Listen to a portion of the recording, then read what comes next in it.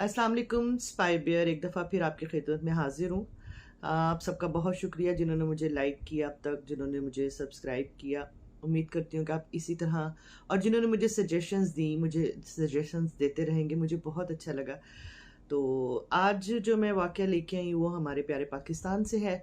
बहुत ही अलमनाक और बहुत ही अफसोसनाक वाक़या है। वैसे तो तारीख़ में बहुत से वाक़यात ऐसे हैं जो अफसोसनाक हैं, लेकिन ये अपनी नौइयत का एक वाक़या है। जी, ये वाक़या है पाकिस्तान इंटरनेशनल एयरलाइन की फ़्लाइट जो गिलगित से जिसने परवाज़ की, और 33 साल गुज़रने के बाद अब तक ताहाल उस परवाज़ के बारे में कोई ख़बर नहीं।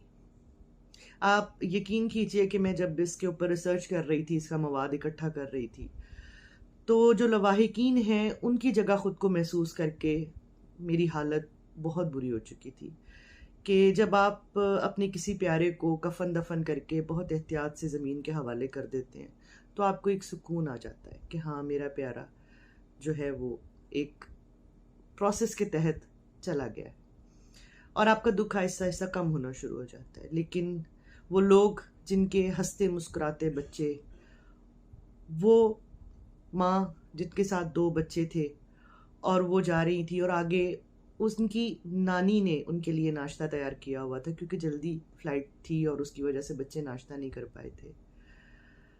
वो बहन जो अपनी पढ़ाई पूरी करके जा रही थी। ऐसी बहुत सी कहानियाँ, और किस किस का नाम लूँ मैं।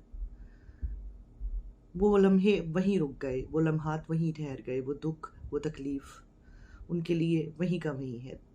आज भी कहीं उनके अंदर ये उम्मीद है कि शायद, काश, हो सकता है।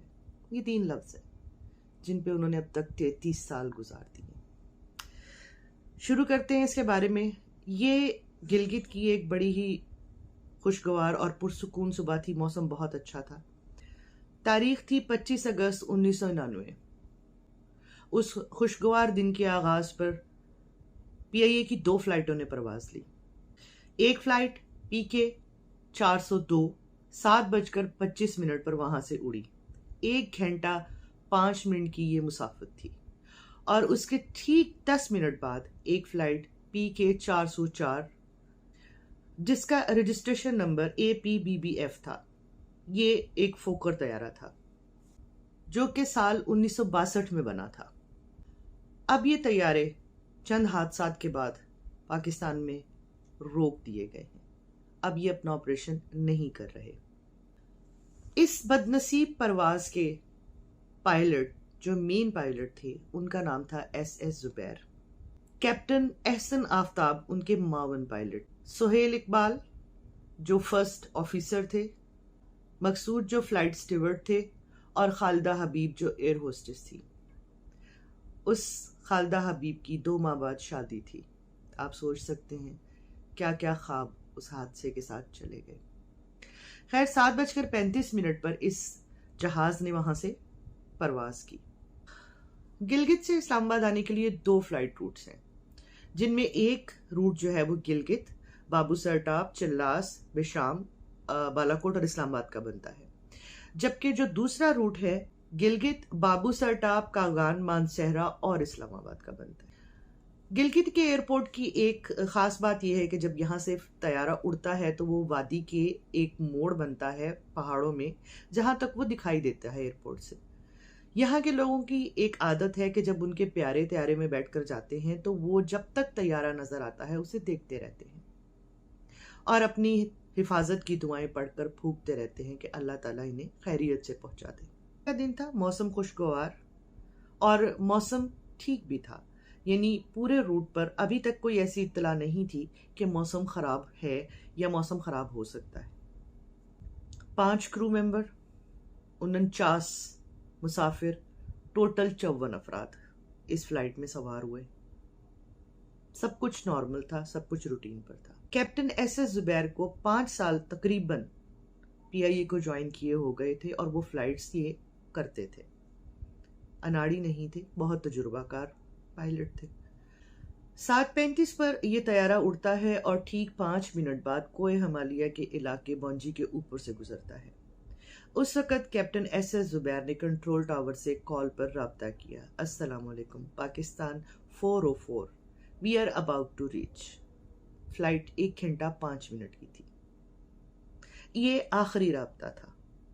اس کے بعد اچانک اس طیارے سے سارے رابطے ختم ہو گئے۔ پریشانی اس وقت تک نہیں ہوئی جب تک طیارہ اترا نہیں، کیونکہ روٹین تھی، معمول تھا۔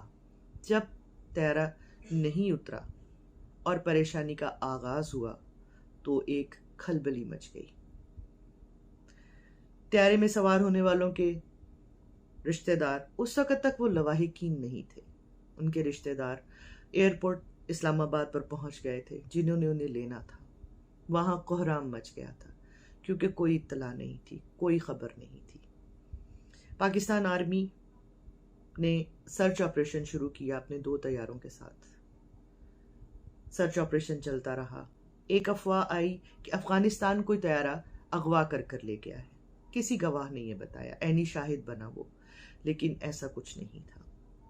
ایک نے کہا کہ دھماکے کی آواز سنائی دی اور اس کے بعد طیارہ غائب ہو گیا۔ یہ امکان بھی رد کر دیا گیا۔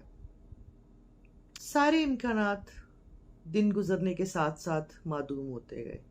کچھ لوگوں نے کہا گلیشیئرز میں گر چکا، کچھ لوگوں نے کہا پہاڑوں سے ٹکرا گیا، کچھ لوگوں نے کہا ملبہ مل جائے گا، لیکن نہ تو اب تک ملبہ ملا اور نہ ہی طیارے کے بارے میں کوئی اطلاع ملی۔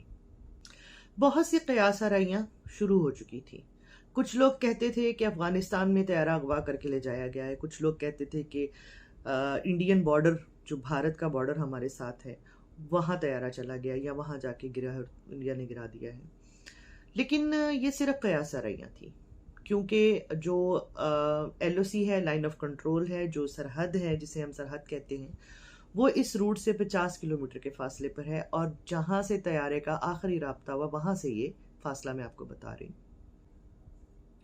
اس پورے روٹ میں 6 چیک پوسٹ آتی ہیں۔ کسی نے کچھ نہیں دیکھا، کسی کو کچھ نہیں پتا۔ نانگا پربت بھی اسی روٹ پہ آتی ہے، جسے کہ ہم کلر ماؤنٹین کہتے ہیں۔ جو پہاڑوں سے بہت قریب رہتے ہیں ان کا یہ کہنا ہے کہ یہ جہاز اگر گرا ہے برف میں، وہ یہ کہتے ہیں کہ یقیناً یہ برف میں ہی گرا ہے۔ جب کہیں مل نہیں رہا، جب کوئی ملک اس کا نہیں مان رہا، جب یہ اغوا نہیں ہوا، تو اس کا مطلب ہے یہ کہیں گرا ہے۔ اس سارے روٹ میں ایک جگہ ہے جنگلوٹ، وہاں پر اوپر ہوا کا دباؤ ہے۔ اس دباؤ میں جب بھی جو لوگ سفر کرتے ہیں گلگت سے اسلام آباد تک کا، وہ اس چیز کو سمجھ سکتے ہوں گے، وہاں سے جب بھی طیارہ گزرتا ہے تو طیارے کو جھٹکے لگتے ہیں۔ وہ بہت ہی خطرناک جگہ ہے۔ اب کہا یہ جاتا ہے کہ جب برف پگھلے گی، موسم بدلے گا، تو ہو سکتا ہے کبھی کہیں اس طیارے کا ملبہ مل جائے۔